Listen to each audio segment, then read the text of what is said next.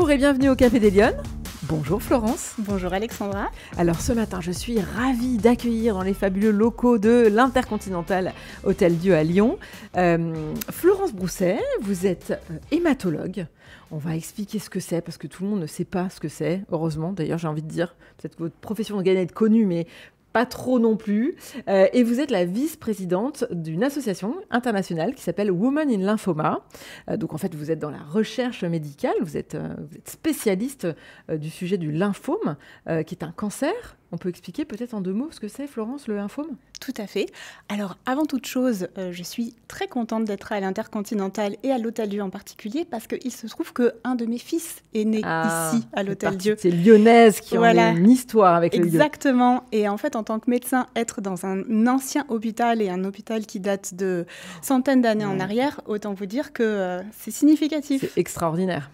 Donc voilà, alors l'Hôtel-Dieu n'a jamais abrité d'hématologie en tant que telle. L'hématologie s'est mise ailleurs. Mais en fait, l'hématologie, c'est la discipline qui traite du sang et de la moelle osseuse. Ouais. Une grosse partie de l'hématologie s'apparente en fait au cancer, donc les leucémies et les lymphomes, les myélomes sont les plus connus d'entre eux. Et puis une petite partie de l'hématologie concerne aussi de l'hématologie qu'on appelle bénigne, qui sont les maladies auto-immunes, les maladies comme la thalassémie, la drépanocytose, ou alors tout simplement des anémies par carence en fer qui peuvent être assez importantes et qui peuvent être suivies aussi par un hématologue dans certaines situations. D'accord, très bien. Oui, on sent tout de suite, on voit un petit peu mieux le périmètre d'intervention.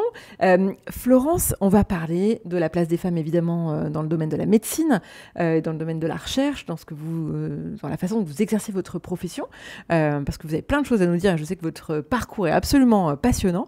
Mais d'abord, première question de l'émission, vous la connaissez. Est-ce que vous êtes une femme engagée ?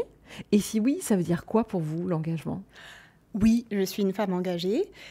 L'engagement, pour moi, ça veut dire faire quelque chose, donner de son temps, donner d'une partie de soi pour une cause plus grande que soi. Et donc, en fait, mon engagement, alors j'ai plusieurs engagements, mais on va dire que l'engagement principal, c'est cet engagement associatif au sein du Women in Lymphoma que je fais en dehors de mon travail, donc que je fais principalement le soir et le week-end, puisque c'est le moment où j'ai des disponibilités. Et en fait, c'est un engagement pour un projet qui est aussi un projet assez sympathique, puisqu'on est un réseau international de femmes qui vise à éduquer les femmes dans le domaine de l'hématologie et à montrer aussi des rôles modèles.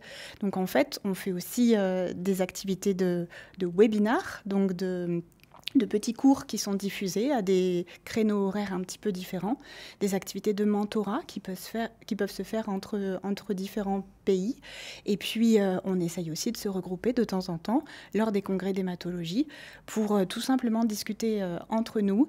Et il y a une action extrêmement positive en fait de ce leadership féminin parce que c'est un leadership qui est très encourageant et ça donne une grande confiance en soi et participer à cette association, c'est aussi prendre confiance en soi pour après mieux exercer son métier.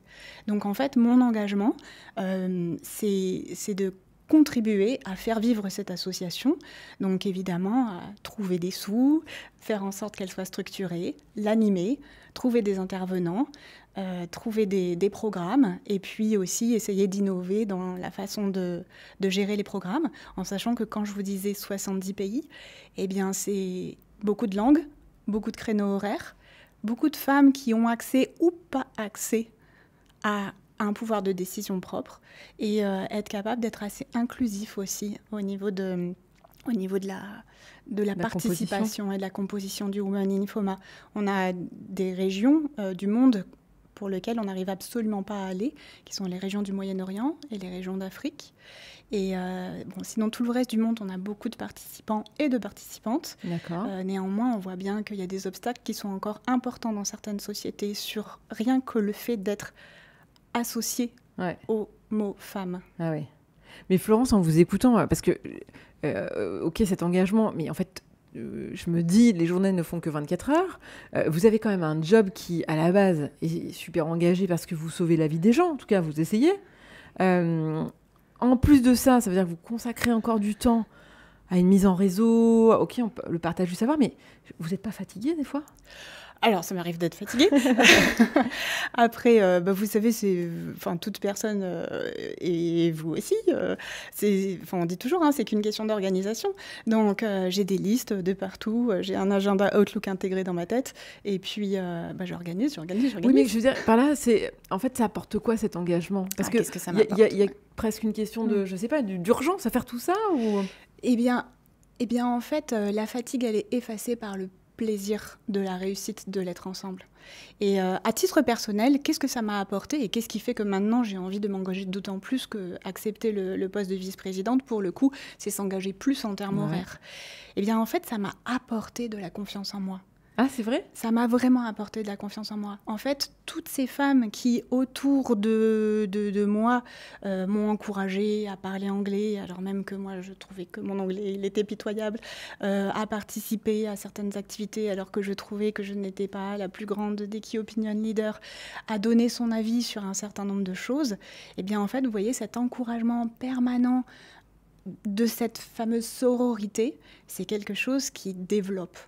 Et en fait, comme j'ai bénéficié de rôles mentors très forts par certaines femmes qui, d'ailleurs, avec qui j'étais pas forcément en relation professionnelle directe, je me dis maintenant, il est temps de restituer. Donc, parce que j'ai été aidée, à mon tour d'aider. C'est important ce que vous me dites, parce que moi, j'ai le sentiment comme ça, je me dis, tiens, une hématologue, vu les études que vous faites, les responsabilités de votre métier, moi, je pars du principe que vous avez forcément une énorme confiance en vous. Eh bien... Donc ça veut dire encore une fois qu'on a toujours l'impression que les autres ont plus confiance en eux que nous-mêmes. Alors la confiance en soi, c'est deux choses. Il y a la confiance dans sa technicité. Ouais. Donc ça, c'est vrai que les études d'hématologie, on va dire... on est apte à exercer son métier à peu près au bout de 15 ans. Donc au bout de 15 ans, c'est vrai qu'on a eu le temps à la fois d'apprendre et puis aussi d'apprendre au contact d'eux. C'est un métier de compagnonnage et c'est clairement un métier d'expérience. Donc en fait, en étant accompagné, il arrive un moment où on est complètement capable, et on est capable un peu avant. On ressent. On est dans une structure et on est capable de prendre une décision technique. Mais là, je vous parle d'autre chose, en fait. Je vous parle du développement, que dans le monde de l'entreprise, on appelle ça peut-être plutôt le management. Et en fait, dans le monde académique, on appelle ça les carrières professionnelles. Et alors moi, je n'ai pas une carrière scientifique dans le sens où je ne suis pas une scientifique accomplie qui publie de la science qui fait progresser les choses dans le domaine de l'hématologie. Mais en revanche, je pense que mon petit truc, et c'est mes mentors qui ont trouvé ce petit truc chez moi que moi je ne connaissais pas, c'est justement mes capacités organisationnelles. En fait, moi j'aime le travail en équipe. Et je suis convaincue du fait que c'est très fort d'arriver à trouver des équipes avec plein de compétences différentes, parce qu'en fait, comme ça, on arrive à soulever des montagnes. Et donc, en fait, maintenant, j'ai confiance dans cette capacité-là, et parfois, je commence par dire oui, et seulement après, je réfléchis, parce que je suis convaincue du fait que maintenant que je connais quand même pas mal de personnes autour de moi, eh bien, je sais que je trouverai chez les autres les compétences dont j'aurais besoin. Solution. Donc, je fais confiance dans la capacité à une équipe à toujours trouver une solution. Alors Florence, on va parler de votre parcours, on va parler aussi de la place des femmes dans votre secteur d'activité. Mais première question que j'avais envie de vous poser, est-ce que quand vous étiez petite fille, vous vouliez déjà faire hématologue plus grande? Alors je ne voulais pas faire hématologue, je voulais découvrir le vaccin contre la rage. Ah ouais, d'accord, quand même. Voilà. Non, j'ai toujours voulu être médecin. C'est vrai? Toujours. Écoutez, je suis née comme ça. Ok. Mais pourquoi vous baignez dans un environnement familial? Absolument pas du tout. Alors, je ne saurais pas l'expliquer, mais ce qui est certain, c'est que ce vaccin contre la rage, je m'en rappelle, j'avais 6 ans, j'étais en CP, et en fait, j'ai été très déçue parce que mes parents m'ont parlé de Louis Pasteur, et je me suis dit, mince, il m'a piqué mon futur métier, celui-là. Il m'a piqué mon idée. Il m'a piqué mon idée. Extraordinaire. Alors, donc moi, j'ai grandi pendant les années SIDA. Ouais. Et Freddie Mercury est mort en 1989. J'étais, on va dire, une jeune adolescente. Il y avait beaucoup de choses à la télévision. Il y avait beaucoup de choses aussi dans les livres. Et en fait, l'épidémie du VIH me passionnait.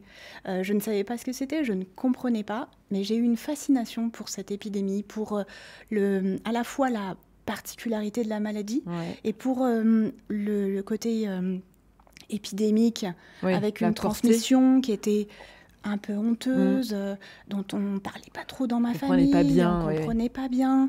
Et puis, il y avait des espèces de phrases. Il y avait eu une actrice qui avait embrassé un sidéen sur la bouche, ça avait fait un tollé. Et en fait, tout ça, ça nourrissait un mythe où je me disais, mais moi, si je suis médecin, je dois travailler là-dedans. Et quand j'ai commencé mes études de médecine en première année, moi, j'ai toujours eu des idées un peu au-delà de ce que je pouvais faire, mais c'est pas grave.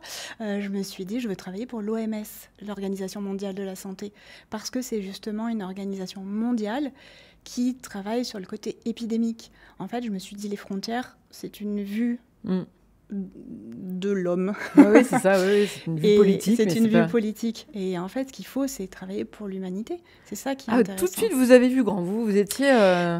Oui, alors ça, pour autant... non, mais l'ambition était là. Voilà, l'ambition... En fait, c'était assez évident. Et je m'en rappelle la lettre de motivation, parce que quand j'étais en première année, je suis allée dans un foyer. En fait, c'est des foyers, on appelle ça des écuries, qui vous aident à passer votre première année. Et il fallait écrire une lettre de motivation pour être prise dans cette écurie. Et j'avais écrit, en fait, moi, ce que je veux faire... Donc, ils demandaient, qu'est-ce que vous voulez faire ? Pourquoi est-ce que vous voulez faire médecine ? Moi, je disais, parce que je veux travailler pour l'OMS et je veux travailler sur l'épidémie du sida. Ah oui, tout de suite. Et vous avez eu votre première année de médecine du premier coup ? Alors, j'ai eu ma première année du premier coup. Et puis après, viennent les stages, en fait. Et donc, j'ai toujours été intéressée dans la médecine. Il y a plusieurs spécialités. Il y a la chirurgie, la médecine, la gynéco-obstétrique, la psychiatrie, la santé publique, la biologie, etc. Donc, moi, les spécialités médicales m'ont toujours intéressée. Et dans les spécialités médicales, j'aimais bien le principe de la maladie chronique. D'accord. Ça non plus, je ne saurais pas vous expliquer pourquoi, mais la maladie chronique était vraiment ce que j'aimais, c'est-à-dire le fait de développer une relation longue avec des patients, plus que le fait d'intervenir rapidement et de réparer, mais sans avoir de nouvelles. Moi, j'avais besoin de m'impliquer relationnellement. Et donc, en fait, j'ai fait de la neurologie. J'ai fait de la médecine interne et j'ai fait mon dernier stage en 6e année, quand j'ai passé l'internat, en hématologie. Je l'ai fait dans un centre de lutte contre le cancer. Je suis tombée sur une équipe formidable qui m'a accueillie, ça s'appelle un externe, un étudiant en 6e année de médecine, et qui, malgré mon statut d'externe, m'a énormément impliquée dans l'équipe. Je faisais des ponctions lombaires, je faisais des myélogrammes.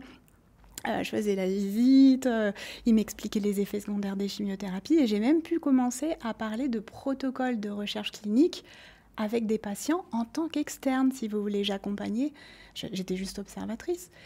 Et je me suis dit, mais ça c'est formidable en fait, ça c'est formidable.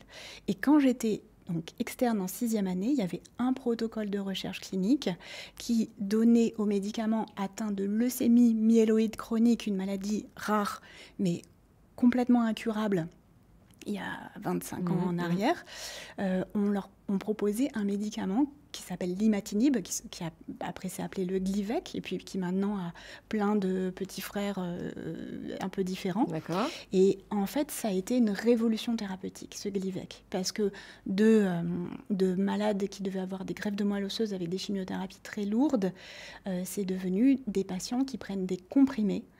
Et en fait, pour l'histoire, il y a un scientifique qui a découvert une translocation, une cassure au niveau des gènes, avec 2 gènes qui se juxtaposent l'un l'autre. Et cette translocation, elle code pour une nouvelle protéine, une protéine qui n'existe pas dans la nature. D'accord. Et cette protéine, elle donne une capacité de prolifération aux cellules de la moelle osseuse. Et partant de là, un médicament inhibiteur de précisément cette protéine a été développé et permet de freiner la maladie, voire de la faire disparaître. Alors on peut pas, c'est compliqué d'arrêter le médicament, mais néanmoins ça a complètement changé le pronostic des gens. Et ça a été le tout début de ce qu'on appelait les thérapies ciblées, et ça a complètement ouvert le champ de l'oncologie d'une façon différente de la chimiothérapie. Et puis ça a aussi ouvert la façon de penser la découverte des médicaments. Parce qu'en fait, on s'est rendu compte que observer le mécanisme d'action, en fait, il fallait penser à des médicaments intelligents. Plutôt que de penser à des médicaments qui tuaient les cellules qui proliféraient, il fallait plutôt réfléchir à pourquoi la maladie existait. Oui, et puis pourquoi les particularités de chacun à réagir aussi aux molécules finalement. Exactement. Et donc, si vous voulez, ben voilà. Alors après, je me retrouve à passer l'internat. Ouais. Et j'ai passé un été formidable, si vous voulez. Non, mais c'est vrai, c'était dans un centre de lutte contre le cancer. Tout était très bien. Enfin, je peux le citer, hein, c'est l'Institut Paoli Calmette à Marseille.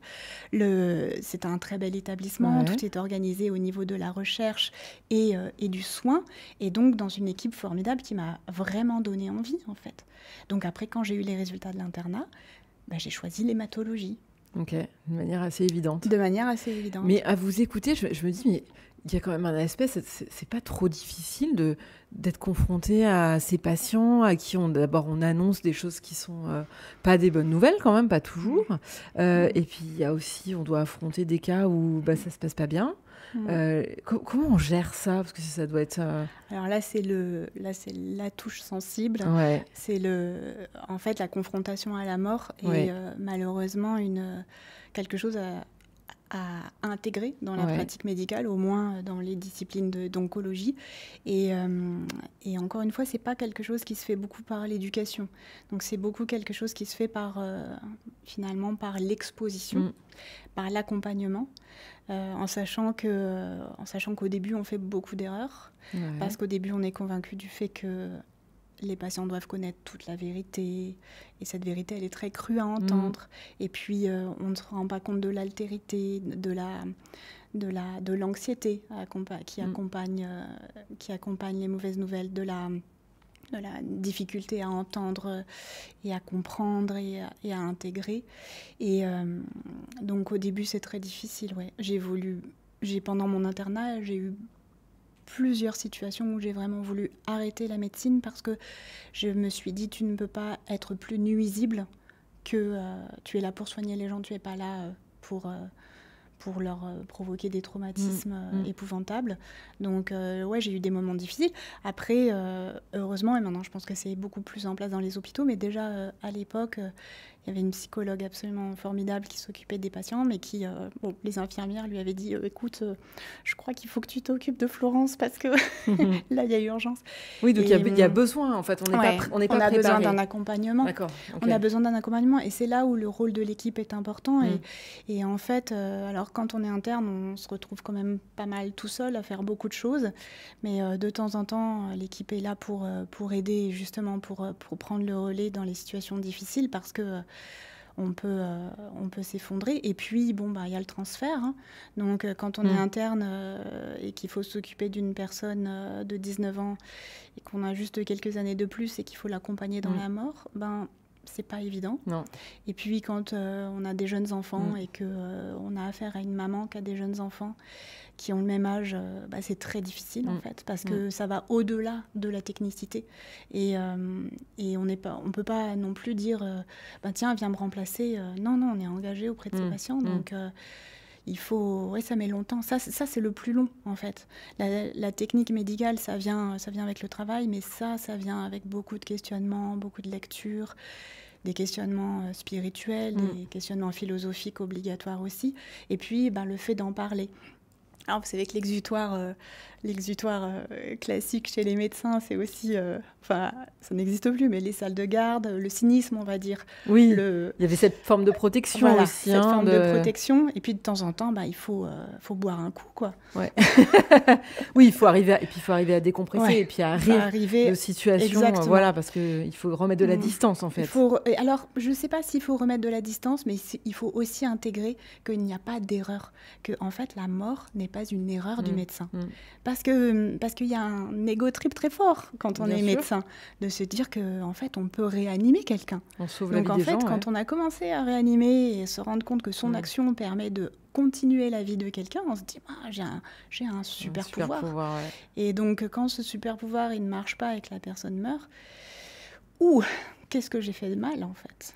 Vous croyez que les femmes, elles apportent quelque chose de différent sur cette façon de faire? Oui, je pense qu'elles apportent vraiment une sensibilité sur la prise en compte de la personne.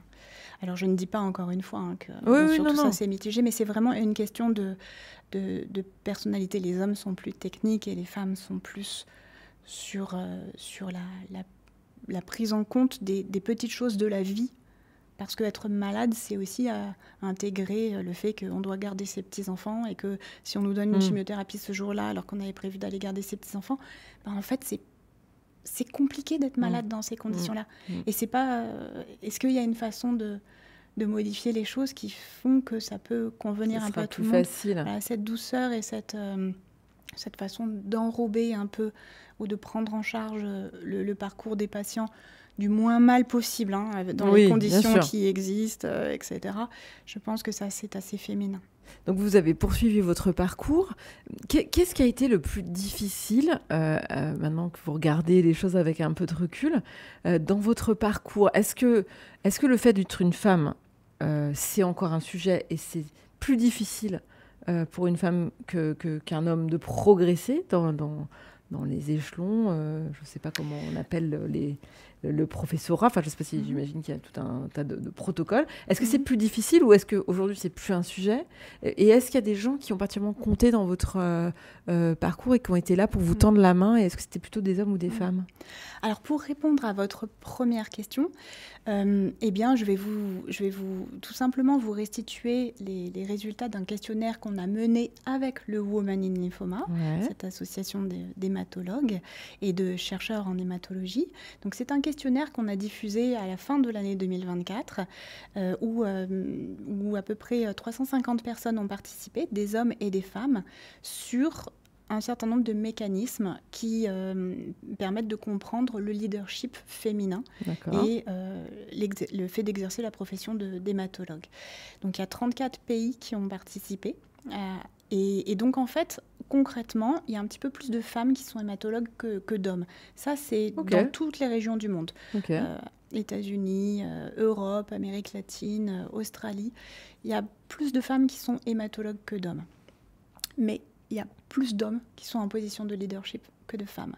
Ça va de 24 à 40% selon les régions, les femmes en position de leadership. Donc, ce n'est pas 49-51, c'est assez significatif. En France, on est à peu près sur les PUPH, les professeurs des universités, c'est à peu près 25% qui sont des femmes. Alors je pense que ça tente à s'équilibrer un petit peu plus. Mais néanmoins les chiffres sont là. Voilà. Oui, c'est clair. Donc ça, c'est certain. Donc ça, c'est un premier constat qui est comme ça. Après, quels sont les facteurs en fait qui font que le leadership est très masculin? Eh bien, en fait, ce qui fait que les hommes vont devenir chefs de service, c'est le principe des publications. Les publications, c'est les travaux scientifiques. Les travaux scientifiques, ils sont nécessaires. Il est nécessaire d'obtenir des partenariats pour avoir des financements. Et donc, en hématologie, les partenariats se font beaucoup avec l'industrie pharmaceutique qui promeut un certain nombre de médicaments. Or, l'industrie pharmaceutique a un biais assez systématique pour demander à des hommes de coordonner leurs études de recherche clinique. Donc, si vous voulez... C'est un cycle, en fait. C'est un espèce de cycle infernal où, en fait, les femmes reçoivent 2 fois moins de propositions pour coordonner un essai thérapeutique que des femmes. Et elles reçoivent, alors c'est moins que 2 fois moins, mais elles reçoivent moins de propositions à écrire des papiers, à écrire des revues de la part des éditeurs de journaux scientifiques, par ailleurs. Donc, en fait, c'est d'autant moins d'opportunités de pouvoir continuer à avoir des carrières universitaires. Et après, donc ça, c'est en termes d'environnement. Et puis après, il y a des constituants qui sont internes, en fait. C'est que les femmes, elles manquent plus de confiance en elles. Et ça, c'est très clairement établi. Et donc, en fait, la question de la parité, c'est une chose. Mais la question du leadership féminin, c'est autre chose. Le leadership masculin, c'est un leadership qui se fait plutôt dans la compétition, qui est un leadership qui est assez transactionnel sur l'obtention de résultats, sur le fait de noter, de mesurer et de comparer une performance, alors que le leadership féminin, c'est plus un leadership d'encouragement d'équipe et qui, lui, va plutôt être systémique, en fait, va plutôt être à l'échelle d'une institution, de la modification d'une institution. Et donc, en fait, ce dont on a besoin, c'est pas d'avoir ces fameux quotas, même si c'est une première étape, en fait. C'est ça. Mais c'est plutôt d'aller vers un mécanisme de leadership féminin. En fait, on a besoin de repenser nos structures et non pas nos personnes. Et en fait, ce dont on a besoin, c'est de repenser le système. Et du coup, vous, dans votre parcours, est-ce qu'il y a plutôt des gens, des femmes ou des hommes qui vous ont influencé ou qui ont été moteurs? La question, moi, je m'estime extrêmement chanceuse, si vous voulez, parce que j'ai eu des mentors très forts. Alors, j'ai eu un mentor très fort, un homme, donc c'était à Lyon, puisqu'après mon externat, je suis venue faire mon internat à Lyon. Et c'est clairement lui qui a vu chez moi les compétences que moi, je ne voyais pas. Ah oui, c'est vrai? Ah ben c'était évident. Il a eu une place extrêmement importante dans ma vie professionnelle. Il a vraiment pu révéler ce que je ne voyais pas, ce que je n'aurais... D'ailleurs, je ne suis pas sûre que je l'aurais vu, en fait. Donc je lui en suis extrêmement reconnaissante. Et lui, il a eu une place très, très importante de ce point de vue-là. Et puis, il y a eu d'autres personnes, donc, dont la fondatrice du Women in Lymphoma, qui se trouve être une Australienne, qui, elle, m'a encouragée, en fait. Encouragée à me dire, tu sous-estimes ta valeur, tu sous-estimes ta valeur, tu sous-estimes ta valeur. Et donc, en fait, avoir des personnes comme ça autour de vous qui vous renvoient une image positive de vous, eh bien, il arrive un moment où ça renforce énormément son assertivité, en fait. C'est ça. Et donc, en fait, le principe des rôles modèles, si vous voulez, c'est là où je me dis, maintenant que je suis dans la deuxième partie de ma vie, à moi d'être un rôle modèle pour un certain nombre de jeunes filles en leur disant, c'est possible. Alors vous, il se trouve que du coup, vous avez fini votre internat, mais vous êtes orienté vers la recherche, c'est ça? Recherche clinique. Voilà, parce que mon mentor, qui était mon chef de service, qui faisait beaucoup de recherche clinique dans son établissement, eh bien, assez rapidement, il m'a orientée vers des diplômes complémentaires en me disant, écoute, fais des statistiques, fais ce diplôme de recherche clinique. En fait, il faut que tu connaisses un peu la technique qui va avec tout ça. Donc, je m'occupais des patients dans l'unité de recherche clinique. Il m'avait d'ailleurs demandé de la structurer. Et puis, en fait, donc, j'adorais en fait, ce principe de travailler avec des nouvelles molécules parce que, si vous voulez, tout ça, c'est très lié. C'est que la recherche clinique, pour moi, cette innovation, c'est de l'espoir. En fait, c'est la possibilité de dire aux patients, au moins de dire « je ne sais pas ». Et en fait, dire à quelqu'un « je ne sais pas, mais on va essayer ça », en fait, c'est déjà une première étape plutôt que de lui dire « là, il n'y a plus rien à faire ». Donc, c'est vrai que l'hématologie a énormément progressé en 20 ans, mais il y a eu mon attrait très fort pour la recherche clinique était en fait une peur farouche de la fin de vie. Et donc, l'envie de me jeter dans le fait de penser que l'innovation était quelque chose qui pouvait au moins donner l'espoir. Et le fait de faire ce parcours de recherche clinique ensemble avec les patients était un acte de soin qui allait vers le fait de se dire, voilà, je ne sais pas. Et on essaye ensemble quelque chose, ni vous ni moi, on ne sait ce que ce médicament va donner, mais on l'essaye ensemble. Et donc après, c'est un environnement qui est très réglementé, il a fallu le connaître, le découvrir, connaître les codes, etc. Et donc, en fait, c'est ça qui a orienté ma vie professionnelle. D'accord, ok. Et vous n'avez pas fait que d'exercer en France, parce que vous êtes partie aussi. Oui, alors après, ça c'est parce que dans les personnes qui comptent beaucoup dans ma vie, il y a aussi mon mari. et d'ailleurs... pour les personnes qui ont la chance d'être en couple et d'avoir aussi une relation dans leur couple qui est une relation d'amour, mais aussi on va dire de réciprocité, il y a beaucoup d'encouragement au sein du couple, en fait, dans les développements professionnels. Bien sûr. Et donc, mon mari, parce que lui est parti travailler aux États-Unis, eh bien, moi, je me suis dit, allez, chiche, on y va. Donc aux États-Unis, j'ai pas pu exercer en tant que médecin, mais j'ai travaillé pour une fondation de recherche dans le lymphome et j'ai découvert le monde des fondations américaines. Et j'ai trouvé ça absolument formidable. Alors, ça existe aussi en France et en Europe, mais c'est vrai qu'aux États-Unis, c'est à la dimension américaine, avec aussi le fait que les institutions ont un rôle très faible aux États-Unis, donc ça laisse beaucoup plus de place aux initiatives individuelles et notamment aux fondations privées. Mais si vous voulez, en termes de recherche, c'est très puissant. Et en fait, c'est des mécanismes qui sont tournés autour de l'impact. Et ça, j'ai beaucoup aimé, et c'est un message que j'ai ramené des États-Unis, c'est comment faire de la recherche à impact. C'est-à-dire, la recherche, elle va générer des résultats, mais ces résultats, ils doivent être traduits. Et ça, c'est le travail des scientifiques et des médecins. C'est de traduire en langage familier le résultat qui ont été générés. Et qu'est-ce qu'on en attend? Parce que c'est un risque, en fait. On est dans une hyper-génération de résultats, avec une recherche qui va de plus en plus précisément. Mais la vulgarisation est absolument nécessaire. Parce que sinon, on va aussi dans des périodes un peu troublées où les gens sont capables de falsifier leurs résultats, et puis de ne pas comprendre la portée des résultats et de les interpréter finalement à l'envers. Donc ce que j'ai bien aimé, voilà, c'est ce côté très axé sur l'action et sur le résultat. Donc finalement, vous avez exercé autour de cette passion sur ce type de maladie, sur les maladies du sang, hein, c'est ça? C'est vraiment le fil rouge de votre carrière. Finalement, vous l'avez exercé de manière différente. Vous avez toujours trouvé une solution pour travailler autour du lymphome. Mais c'est même pas en hématologie, c'est vraiment autour du lymphome. Donc après, quand je suis revenue des États-Unis, j'ai travaillé pour un dispositif de l'Agence nationale de la recherche qui s'appelle l'Institut Carnot, qui a pour but de favoriser les contacts et les relations entre les chercheurs du monde académique et les entreprises, donc les entreprises pharmaceutiques ou les entreprises de biotechnologie, avec une aide de la part du gouvernement pour participer à pour favoriser ce type de projet. Donc l'objectif, c'est vraiment de faire sortir les résultats de l'académique dans le domaine de l'action entrepreneuriale. Qu'on recherche. Et alors, dans ce contexte-là, comment intervient l'association Women in Lymphoma?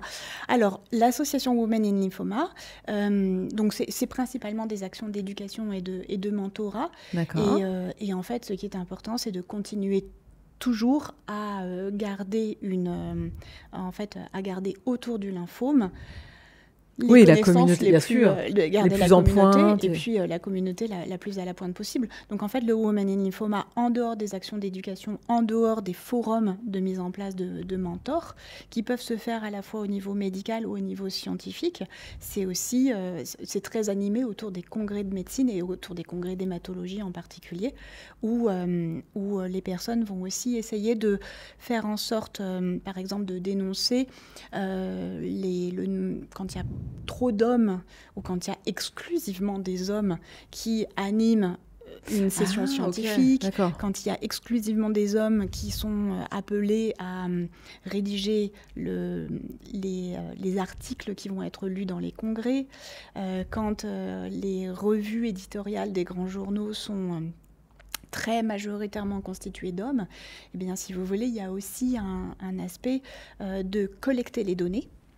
Et d'envoyer ces données aux différents congrès en disant, écoutez, voilà, regardez, on ne revendique à rien, on vous dit juste, est-ce que vous êtes au courant de cette représentation féminine?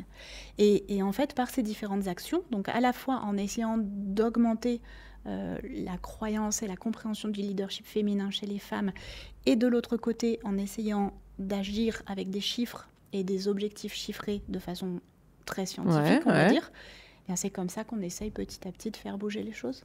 Mais comment vous intégrez cette association? C'est quoi? Comment vous arrivez? Alors, comment je l'intègre dans mon travail? Alors j'en parle beaucoup à mes collègues.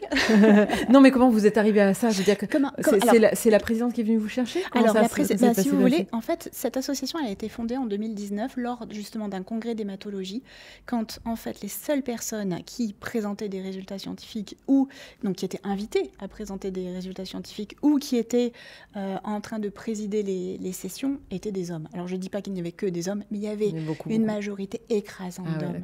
Et si vous voulez, c'est pas comme s'il n'y avait pas de femmes qui faisaient des travaux très importants et très significatifs pour faire avancer les choses. Et donc il y a eu une volonté de dire écoutez, qu'est-ce qui se passe là? Qu'est-ce qui se passe? Je rêve ou je prends des photos. Il y a 4 personnes qui sont dans cet amphithéâtre. Ce sont que des hommes, que des hommes.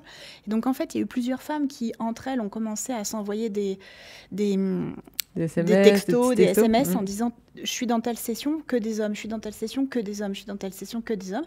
Et il y a eu un regroupement qui s'est fait assez naturellement en disant « là, c'est plus possible ». Ah, c'est la révolution des femmes. C'est la révolution, c'est la révolution douce. Ah ouais, c'est bien, magnifique. Et Florence, quel conseil vous auriez envie de donner avec les jeunes femmes qui nous écoutent et qui peut-être hésitent encore à s'orienter vers la médecine en se disant « Oh là là, je ne sais pas si j'arriverai, je ne sais pas si je serai capable ». Alors, bon, faut toujours travailler, ça, il n'y a pas de secret. Hein. C'est... oui, ça c'est un passage obligé. C'est un passage obligé, ça ne changera pas. Et je suis quand même assez convaincue que les métiers les plus importants sont aussi, enfin les plus passionnants sont aussi les métiers qui sont les plus impliquants en termes de volume horaire. Donc, il faut se retrousser les manches, ça c'est certain. Ça ne veut pas dire qu'il n'y a pas de qualité de vie ou quoi que ce soit, hein, mais il ne faut pas avoir peur d'un volume horaire de travail. Deuxièmement, il faut... alors, la chance, c'est aussi une faculté de saisir une opportunité.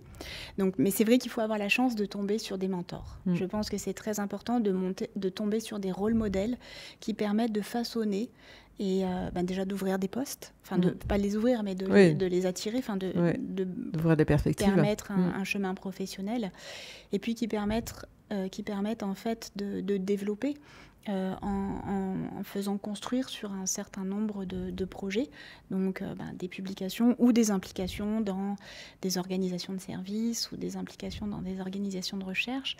Et donc en fait, il faut... Et puis je dirais, alors ça, bon, moi c'est ma petite touche personnelle, à chaque fois je me dis, je suis moins forte que les autres, mais je suis plus sympa. J'aime bien cette formule. Non, je pense qu'il faut... Mais ça veut dire que c'est possible, ça veut dire que ça veut dire que c'est possible. En fait, ça veut dire qu'il faut écouter sa petite voix intérieure, et quand il y a quelqu'un où on s'entend pas bien avec tout le monde, mais quand on s'entend bien avec quelqu'un, je crois qu'il faut un peu lui coller au basque, et il faut aller le ou la voir en lui disant « Écoute, j'aime bien ta façon d'être, j'aime bien tes valeurs. J'aime bien ta façon d'exercer, j'aime bien ce que tu représentes. En fait, tu représentes un rôle modèle pour moi. Donc, il faut être capable de le dire. C'est pas si simple que ça. Non, c'est vrai. Et bon, on n'est pas obligé de le dire à la première. Oui, non, il ne faut pas faire peur non plus aux gens. Pas faire peur non plus. Mais, et en fait, qu'est-ce qui t'inspire? Qu'est-ce qui te fait avancer? Qu'est-ce qui, au bout de 10 ans, 15 ans, te met toujours des étincelles dans les yeux, en fait? Qu'est-ce que c'est ton moteur? Et en fait, je crois que c'est une aventure humaine. Hein. Le travail, c'est une grande aventure humaine. Et Florence, alors dernière question de l'émission, mais si vous aviez une baguette magique, quelles mesures vous prendriez pour que les femmes soient justement plus présentes, plus visibles dans le débat public, dans l'espace public aujourd'hui? Alors, la première mesure, la toute première mesure, en effet, c'est la parité.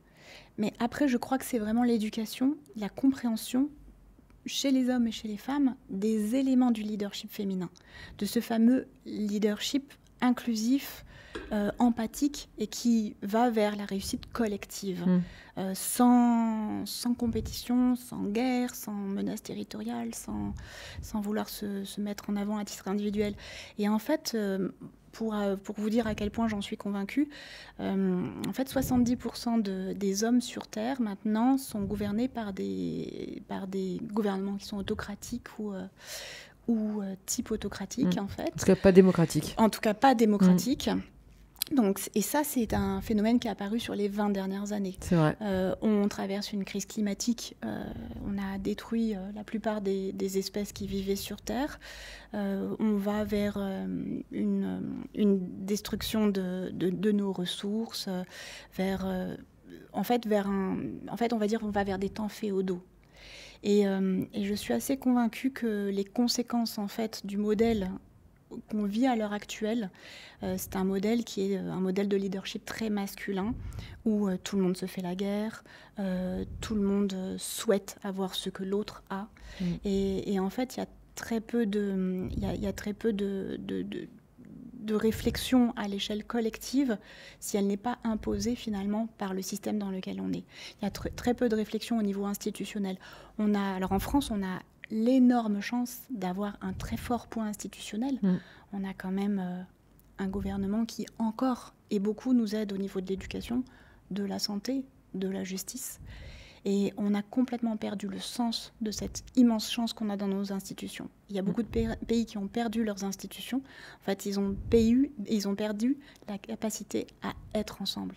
Donc si j'avais une baguette magique, je restaurerais le poids de ces institutions, je restaurerais la croyance qu'ont les humains dans la nécessité d'avoir des institutions fortes, parce que c'est ça qui nous fait en société. Et la République, c'est aussi la chose publique. Et en fait, on a besoin de se tourner vers les autres si on veut continuer à être tous ensemble. Donc voilà, ma baguette magique, c'est croyons à l'institution et croyons en l'hôpital, croyons à l'école.